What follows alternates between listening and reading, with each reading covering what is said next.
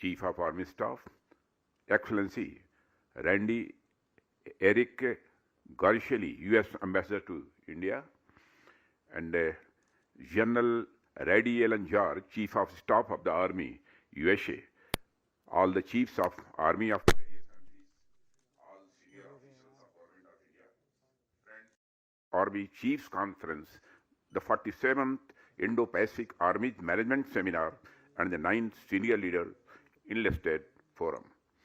I heartily welcome foreign delegates from the armies of the Indo-Pacific countries, and you are our invaluable partners. Friends, the Indo-Pacific region has emerged as a pivotal geopolitical and strategic concept in recent years, transforming from a primarily maritime concept into a comprehensive strategic framework. This transformation underscores the evolving dynamics in one of the most economically vibrant and strategically significant regions of the world. The origin of Indo-Pacific as a maritime concept can be traced back to the shared waters that extend from the Indian Ocean to the Pacific Ocean. Traditionally, the vast expanse of water was viewed through the lens of commerce and connectivity, facilitating trade and cultural exchange for centuries. The maritime character of the Indo-Pacific became more pronounced in the modern era with the growing importance of sea lanes for ever expanding global trade. The Indo-Pacific now accounts for a significant portion of the global trade and serves as a vital link for energy resources. Friends, however, the importance of Indo-Pacific region is not just limited to maritime trade or sea lines of communication, but it also has broader political, security, and diplomatic dimensions, and quite understandably so. Friends, security considerations have elevated the Indo-Pacific strategic significance. The region also faces a complex web of security challenges, including boundary disputes, piracy, etc. The need to comprehensively deal with these security challenges has led to the full involvement of the states in the region with all their organizations, including their armies. Therefore, Indo-Pacific is no more a mere maritime construct, but a full-fledged geostrategic construct. It is a fundamental concept in political theory and practice that maintaining the security and sovereignty of the realm is the primary function of the state. And I think that the capacity of the state to defend its borders and national interests legally depends upon the professional capabilities of the national armies.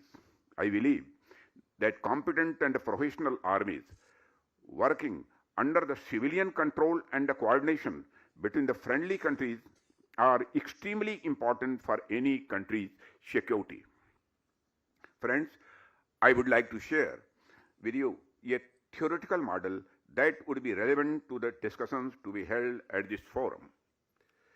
The model was proposed by Stephen R. Covey, which is based on the two circles, the circle of concern and the circle of influence.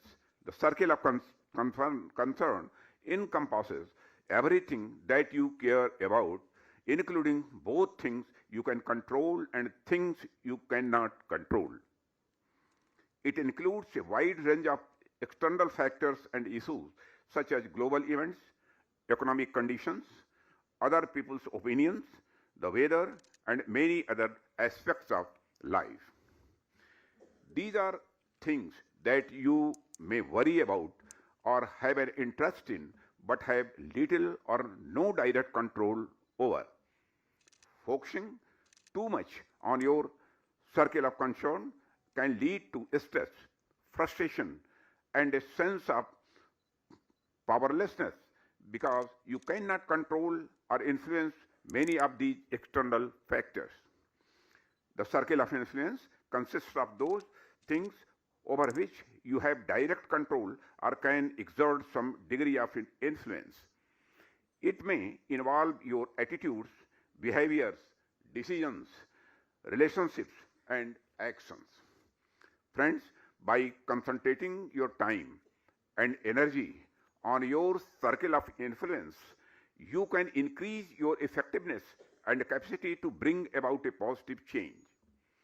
The focus helps you avoid feeling overwhelmed by external factors and empowers you to take action. When this concept is applied to the domain of international relations, it can help us understand how states and actors prioritize their efforts and resources in dealing with global issues and challenges.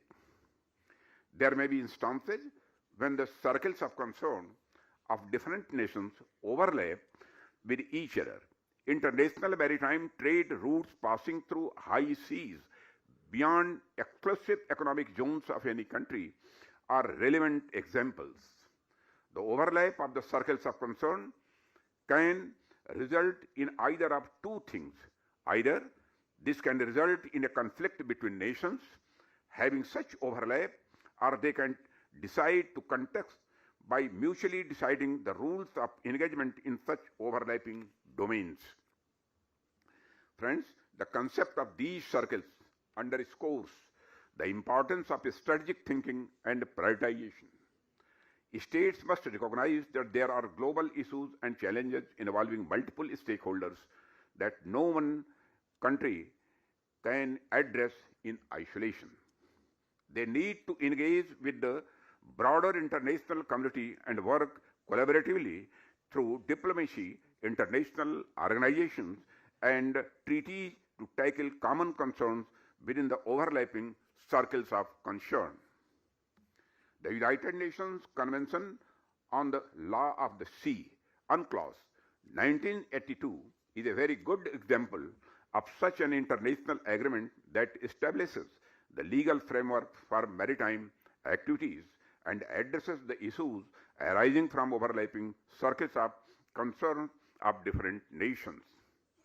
At the same time, states should identify and seek to expand their circle of influence to promote their national interest on the global stage.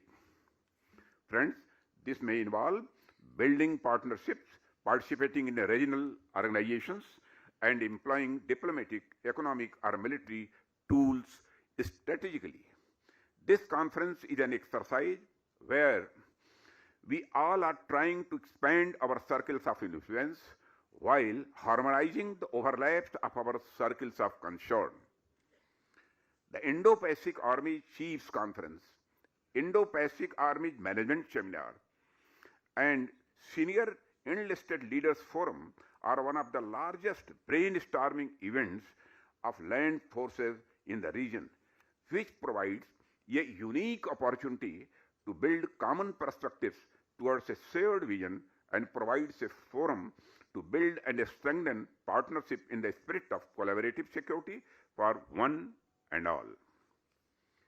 Friends, India has always stood for a free, open, inclusive, and rule-based Indo-Pacific region in the pursuit of shared security and prosperity.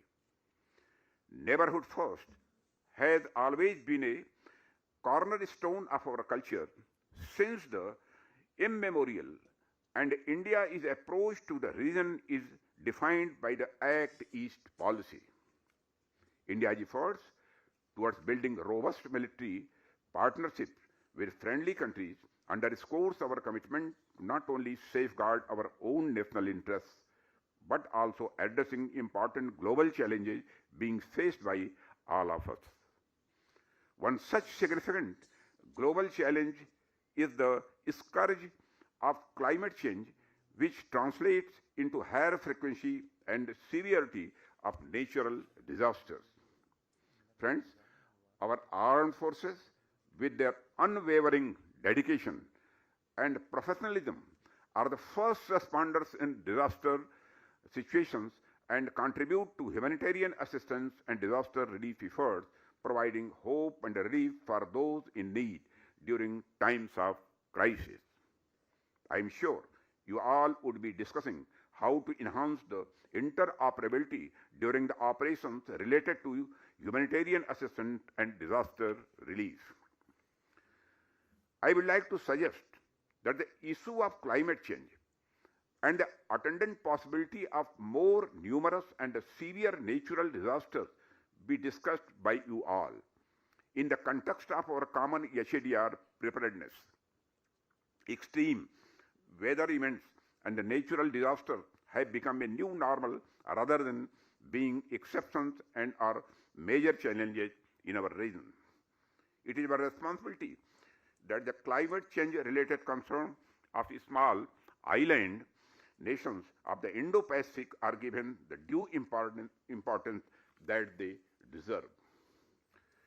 This is because island nations bear the brunt of the climate change as an existential crisis.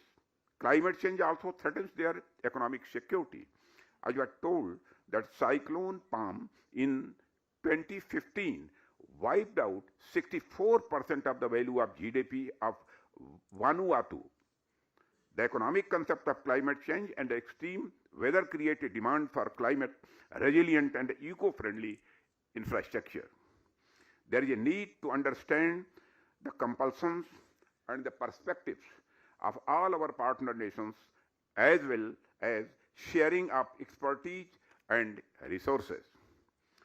It is true that integrating the concerns of all the members of a large forum is challenging, and arriving at a consensus plan of action in a big grouping is a very difficult task. However, with determination and empathy in our hearts, it is not impossible, as we have seen in the recently concluded G20 summit in Delhi. The G20 group of countries adopted the New Delhi Leaders' Declaration with consensus on all developmental and geopolitical issues, making it a historic and path-breaking G20 declaration. Friends, such is the power of dialogue or samvad. I would like to reiterate here what our Honorable Prime Minister has aptly said. Our engagement in the Indo-Pacific is based on 5 yes in Hindi. Samman, that is respect. Samvad, that is dialogue. Sahyog, that is cooperation. Shanti, that is peace. And Samriddhi, that is prosperity. And it is heartening to know that the representatives of the various countries have gathered to carry out samvad, that is dialogue, on current issues of common and regional interest. I wish the chiefs and heads of the delegations all the very best for the interaction that lies ahead. Let us approach the dialogue with open minds and hearts, fostering connections and insights that will share our actions beyond these events. I especially congratulate our US friends for co-hosting this event. Together, we can indeed do a lot. Thank you very much.